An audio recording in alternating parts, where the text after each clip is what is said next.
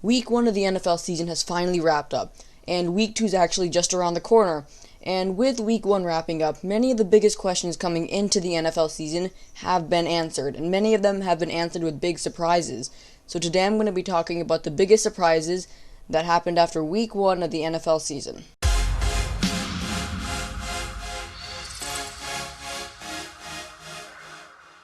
What's up, everybody? It's AC Analysis, and today I'm going to be talking about the biggest surprises that happened in Week 1 of the NFL season. So there were many big shockers in Week 1, and I'm really excited to get into this list. But if you guys enjoy consistent football content, liking and subscribing would be really helpful. We are so close to 40 subscribers, and we're currently on the road to 50. Thank you guys for watching, and let's get into the video.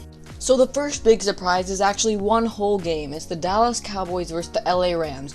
There were many shockers in this game, but the biggest shocker was the fact that the Rams beat the Dallas Cowboys 20-17.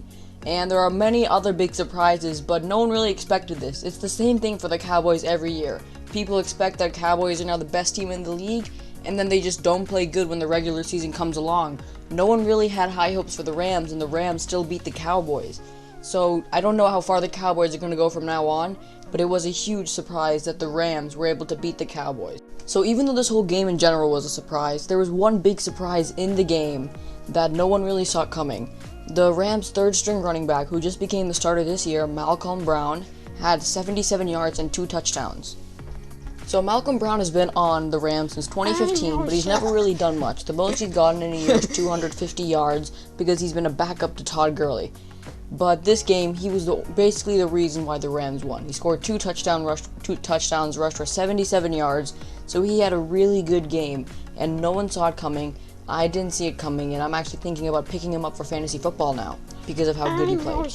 He never had really much of a chance to show how good he was because he was usually the third-string running back, and he was overshadowed by someone like Todd Gurley, who was the starter. Now, another big surprise in this game is one of the biggest surprises that I feel like people aren't really talking about that much, and that is Aldon Smith.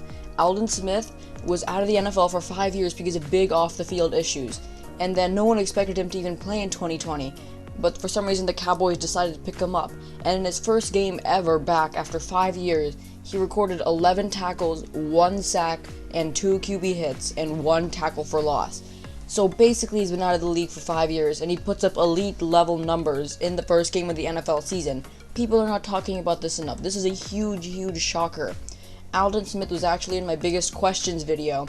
That video got taken down for some reason, but no one expected him to do good. I didn't even expect him to play, but after being out of the league for 5 years, 11 tackles and 1 sack, that is a huge shocker, and people should be talking about him more. Now, the next big surprise on our list was a surprise that I really honestly didn't believe happened till I actually saw it.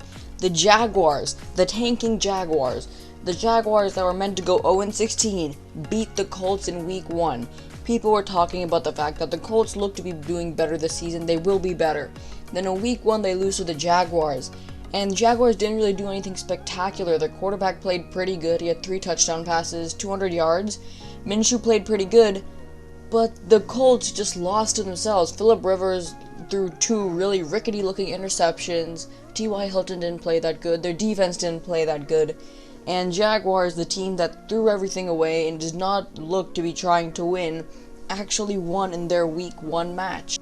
I mean, when you look at the Jaguars roster, it is so behind the Colts roster. Like, the Jaguars have no talent at all. They have Gardner Minshew and DJ Chark. That's the most they have on their offense. And they threw away practically all of their defense besides Myles Jack.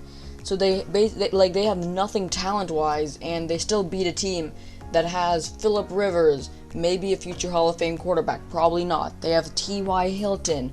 So with a team with talent like the Colts to lose to a team that threw away all of their talent, it's just disgusting to me to see how the Jaguars actually won. Because they were tanking. They're tanking for Trevor Lawrence, and they still win against the Colts. So the next surprise on our list is a surprise that did not surprise me, but everyone else was surprised. And that is how David Johnson was able to perform against a team like the Chiefs. So David Johnson and a couple of players in a draft pick were traded over to the Texans, and in return, the Texans gave the Cardinals DeAndre Hopkins. And many people, including me, were mad throughout the entire season throughout the entire offseason about how bad this deal was. And maybe it still was a bad deal. But in week 1, David Johnson had about 80 rushing yards, 1 touchdown, and 3 receptions. So he did play really, really well this game. And I believe he put up like 25 fantasy points. And he was like the only thing keeping the Texans out of being absolutely destroyed in the game. When you watched him, he made jump cuts like his old self. So many people were silenced after they saw David Johnson's performance against a team like the Chiefs. But still, it probably was a bad deal, and this might not be the biggest shocker because it could still go downhill from here. So I have saved the biggest surprise for last, and that is Cam Newton's performance. So Cam Newton, against the Dolphins in week 1, there were a lot of doubters for how good he would play. No one knew if he was still to his original form, and no one knew if he was still good. But he threw for a touchdown, he ran for 2 more touchdowns, he passed for 155 yards, and had a quarterback rating of 100. So he did play very good. And as a Patriots fan, I was so excited. I was actually on vacation when I was watching Cam Newton play, and I was so excited watching him play. So Cam Newton played really, really well, and I can't exactly call him great yet, since he played against the Dolphins really, really well. But personally, I didn't have high expectations for Cam Newton, and he played really well.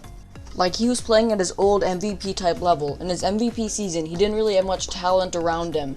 Like, his best player around him was Kelvin Benjamin, who gained too much weight is now out of the league.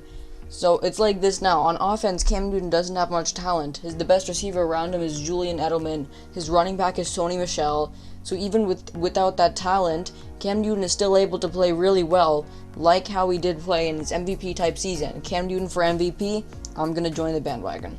Alright, thank you guys so much for watching. This has been AC Analysis on the biggest surprises after week 1 of the NFL season. Remember, if you enjoy consistent football content, liking and subscribing would be really helpful. We're almost at 50 subscribers. Thank you guys so much for watching, and see you next time.